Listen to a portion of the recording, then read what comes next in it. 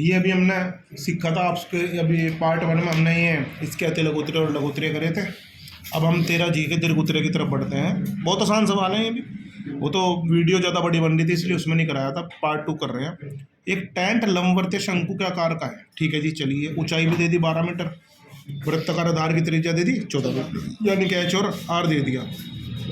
कितने व्यक्ति ठहर सकते हैं यदि एक व्यक्ति को 112 घन मीटर हवा की जरूरत हो? यानी कि पहले हम इसका आयतन निकाल लेंगे, क्योंकि आयतन से हमें यह पता लगेगा कि इसके अंदर कितनी हवा है, तभी तो हम इसमें कितने व्यक्ति ठहर सकते हैं यदि एक व्यक्ति को 112 घन मीटर हवा की आवश्यकता है।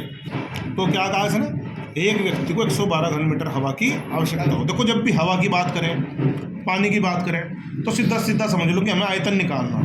ऊंचाई दे रखी, त्रिज्या दे रखी, तो पहले शंकु का आयतन निकाल लेंगे। तो ऊंचाई तो दे रखी 12 मीटर और त्रिज्या दे रखी 14 मीटर। तो शंकु का आयतन 1/3 पाई आर स्क्वायर एच, 1/3 गुना पाई का मान रख दो 22/7, ठीक है जी। और आर है 14, तो 14 गुना 14, और एच है 12, काटो 7 दूनी 14, 3 चौक 12, इनकी गुना कर लो 22 गुना 4 दूनी 8 गुना 14, 14 अट्ठे हो गया 112, ठीक है जी। 112 की और 22 की गुना करेंगे तो ये आ गया 2464 घन मीटर, क्योंकि आयतन है ना, घन मीटर में आ गया। अच्छा, एक व्यक्ति के लिए आवश्यक हवा बराबर कितनी होगी? 112 घन मीटर। तो हम लिखेंगे शंक्वाकार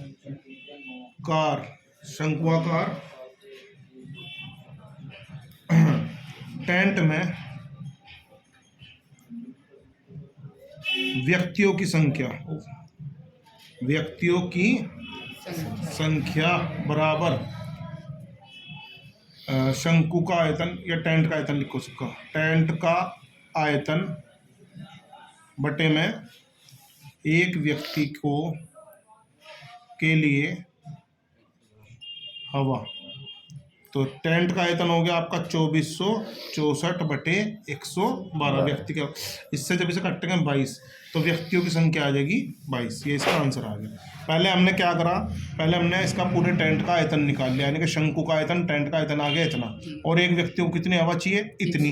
तो हमें कितने व्यक्ति, उसमें कितने व्यक्ति ठहर सकते हैं, तो इसके शंकु के आयतन को इतने, जितनी हवा एक व्यक्ति को चाहिए उससे भाग दे दी, तो उसमें व्यक्तियों की संख्या आ गई।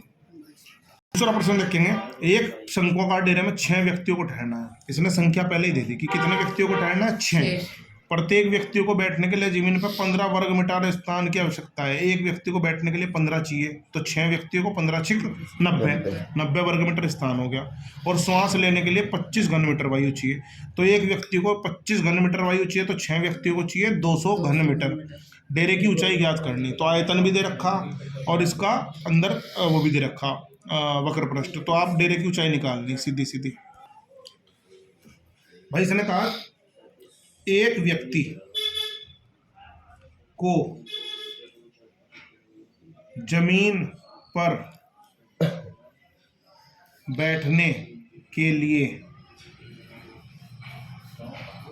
आवश्यक जमीन है 15 वर्ग मीटर। तो 6 व्यक्ति आ सकें उस वाले टेंट में, तो 6 व्यक्तियों को बैठने के लिए जमीन कितनी चाहिए भाई? 15 गुना 6, 90 वर्ग मीटर। अब ये जो 90 आया है ना, ये क्योंकि शंक्वाकार टेंट है भैया, इसको समझ लो एक बार। शंक्वाकार टेंट है और जो इसका आधार शंक्वाकार है, तो आधार कैसा होगा इसका? वृत्ताकार। अब आदमी यहाँ इस छत पे तो बैठना सरा, कहाँ बैठेगा? जमीन पे, यानी कि वृत्त में। तो 6 व्यक्ति यहाँ बैठ सके, तो ये जितना इसका क्षेत्रफल होगा उतना ही व्यक्ति इसमें बैठ सकते हैं। तो 6 व्यक्तियों को बैठने के लिए जमीन चाहिए 90 वर्ग मीटर, यानी कि ये इसका क्षेत्रफल आ गया। आधार का क्षेत्रफल कितना आ गया? 90 वर्ग मीटर, यानी कि आधार का क्षेत्रफल आ गया 90 वर्ग मीटर। ये पाई आर स्क्वायर आ गया आपका 90। अब एक व्यक्ति को श्वास लेने के लिए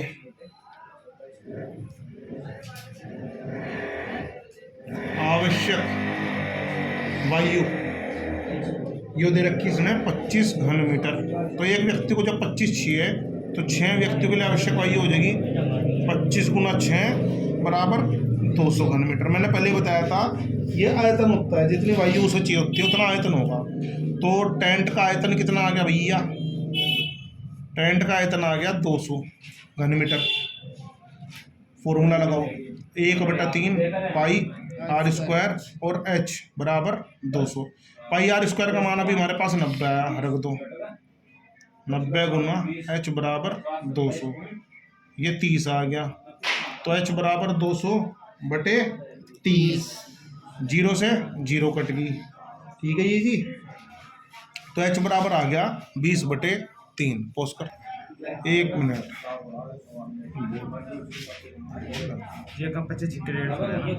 अच्छा हाँ ये गलत हो गया भैया, 25 छिक्का 150 होगा, 25 अट्ठे हो 200, 25 छिक्का क्या हो 150। तो इसका आयतन कितना हो गया? ध्यान दिया करो भाई, कैलकुलेशन में गलती होने पे आंसर पूरा गलत हो जा। ये 150 आया, कितना आया? तो ये 150 हो जाएगा, और ये 0 से 0 कट गई, 3 पंजे 15। एच बराबर 5 मीटर। अगर ये 200 होता तो फिर 20/3 आता, लेकिन ये तो 25 छिक 150। मैं बार बार गलती बोल रहा था, कैलकुलेशन का ध्यान रखा करो, और जहाँ डाउट हो तो बता दे करो, कोई बात नहीं, ठीक है भैया। तो 25 छिक 150 टेंट का आयतन हो गया।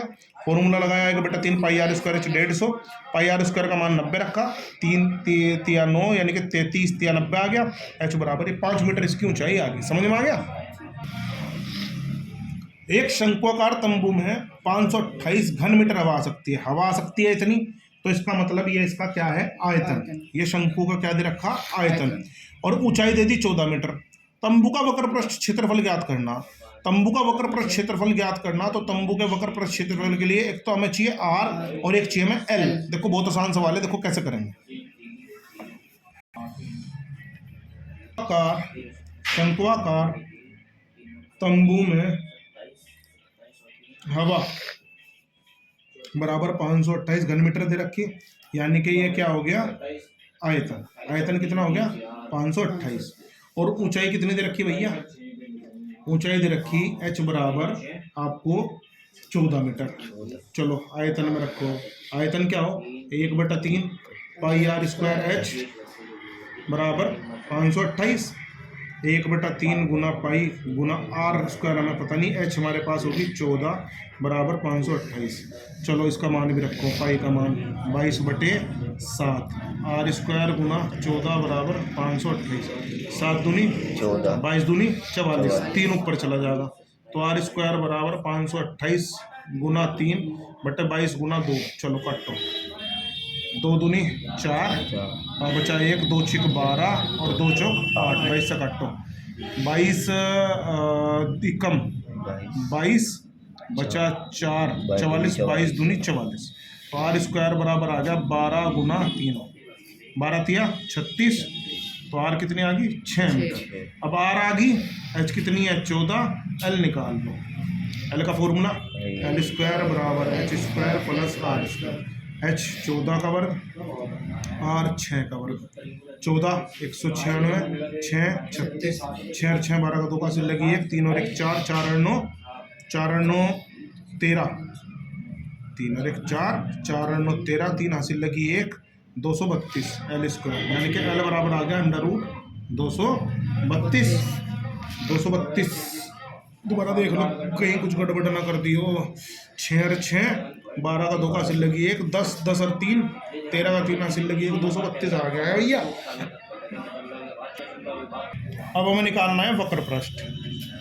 वक्र पृष्ठ का फॉर्मूला पाई आर एल। पाई जुगा तो रख लो, आर का मान है 6 और एल का मान आ गया √232। तो इसका आंसर आ जाएगा 6 पाई √232 वर्ग मीटर।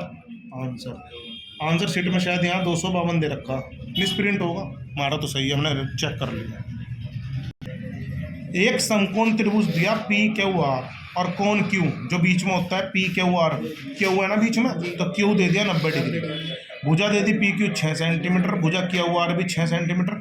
त्रिभुज को भुजा पी क्यू के परितः घुमाने से बनी आकृति का आयतन ज्ञात कीजिए, आकृति का संपूर्ण पृष्ठ भी ज्ञात कीजिए। थोड़ा दे दिया ऐसा ना है तो थोड़ा आसानी सवाल है वैसे तो, लेकिन अगर देखा जाए समझने में थोड़ा सा, जब समझेंगे तब समझ में आ जाएगा, वरना तो देखते हैं किस तरह होगा। ये समकोण त्रिभुज बन गया, है तो आसान ही हो, लेकिन कभी कभी बच्चे से कुछ और समझ लें। इसने कहा कोण क्यू 90 डिग्री है, चलो ये हो गया क्यू, और पी क्यू ये मान लो पी है, पी क्यू 6 सेंटीमीटर यानी कि ये तो होगी ऊंचाई, और क्यू आर ये आर है, क्यू आर होगी आपकी, ये भी 6 दे दी, कितनी दे दी 6 सेंटीमीटर। अब आप अगर इसे ऐसे घुमाएंगे, ऐसे घुमाएंगे तो ये घूमेगा तो शंकु बनावेगा, क्या बनावेगा, इधर को भी घूमेगा, तो ये जब दोनों साइड आवेगा इधर भी आ जाएगा, ठीक है जी, तो इधर भी आवेगा, ये ऐसे मान लो, ठीक, और ये यहाँ से यहाँ तक की ये भी क्या हो जाएगी 6। तो जब इसके घुमाओगे आप परितः त्रिभुज को, सपोज करो मैं भी समझा रहा हूँ, तो समकोण त्रिभुज मान लो, ये आधार लंब आधार और ये कर्ण। अब सपोज करो हमने इसे घुमाया, तो घुमाने पे ये इस तरह का बन गया, ये इसके परितः घुमाया ना, तो ये बन गया देखो इस तरीके से, घूम के इधर भी आ गया। और ये जो आकृति बनी, ये अगर ध्यान दोगे, अगर ये शंक्वाकार ऊपर से है तो नीचे से क्या होगी वृत्ताकार, तो नू घुमावेंगे तो ये इस तरह आएगी, ठीक है ना। अब समझो ऊंचाई तो हो जाएगी इसकी 6, ऊंचाई कितनी हो जाएगी 6, रोक देना। इस क्वेश्चन में भाई थोड़ा सा डाउट लग रहा, या तो डिजिट में थोड़ा सा हो सके चेंज हो, शायद यहाँ 8 हो, तो इस क्वेश्चन को मैं आपको बाद में एक बार समझा दूंगा, अलग से वीडियो डाल देंगे। आप 5वां क्वेश्चन देख लो। एक शंकु के आधार की त्रिज्या और ऊंचाई में 6:8 का अनुपात है, यानी कि त्रिज्या और ऊंचाई में अनुपात दे दिया और आयतन दे दिया। देखो किस तरह करेंगे, त्रिज्या बराबर 6x, अनुपात में x लगा लिया, और ऊंचाई बराबर होगी 8x, आयतन दे दिया भैया 768 पाई। फॉर्मूला लगाओ, 1/3 गुना पाई गुना आर स्क्वायर गुना h बराबर 768 पाई। देखो भाई पाई से पाई कट गया, 1/3 आर स्क्वायर यानी कि 36x स्क्वायर, और h स्क्वायर यानी कि 64x स्क्वायर बराबर 700, खाली 64 नहीं 8, क्योंकि h तो अकेला है ना, 8x बराबर 768। अब एक काम करो, 3 ऊपर 36 और 8 नीचे, ये हो जाएगा x की 3, x और x की 3 हो जाएगा ना, ये तो 8 है और ये x है, तो x की 3 x स्क्वायर क्यों x में गुना, और 36 और 8 नीचे चले जाएंगे, 3 ऊपर, 768 गुना 3 बटे 36 गुना 8, 3 से काटना 12, अच्छा जी 12 छिक 72, 12 चौक 48, 8 20 64, x की 3 8 आ गया, x की 3 बराबर 2 की 3, x बराबर हो गया 2। तो त्रिज्या तो होगी भैया 6x, 6 दूनी 12, ऊंचाई होगी 8x, 8 गुना 2 16, r और h आ गया, l निकाल लो, तो l स्क्वायर बराबर h square plus r square, h है 16 का स्क्वायर और r है 12 का स्क्वायर, 16 का स्क्वायर 256, 12 का स्क्वायर 144, 4 और 6 10 की 0 हासिल, 5 और 5 10 की 400, तो l स्क्वायर बराबर 400, l बराबर आ गया 20।